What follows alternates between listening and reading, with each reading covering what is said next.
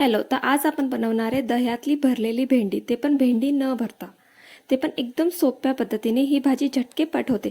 चला मग बघूया. ही भेंडीला स्वच्छ धुवून त्याला पुसून घेतलेली आहे. आपण आता त्याला कट करू. ते कट कसं करायचंय चला मी तुम्हाला दाखवते. सगळ्यात अगोदर आपण भेंडीचं वरचं आणि खालचं हे दोघं कट करून घ्यायचे. त्याच्यानंतर त्याला मधनं असं चिरून घ्यायचं आणि नंतर त्याचे छोटे छोटे तुकडे करून घ्यायचे. अशा प्रकारे सगळ्या भेंडी आपण चिरून घ्यायच्या. हे बघा, इकडे माझी सगळी भेंडी चिरून झालेली आहे.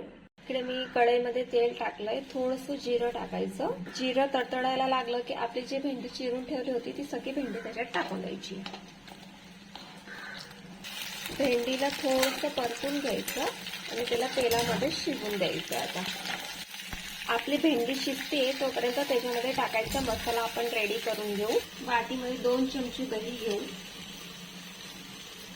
त्याला चांगलं असं फेटून घेऊ. थोडंसं पाणी टाका आणि त्याला परत चांगलं असं फेटून घ्या. आता या दह्यामध्ये आपण सगळे मसाले टाकायचे.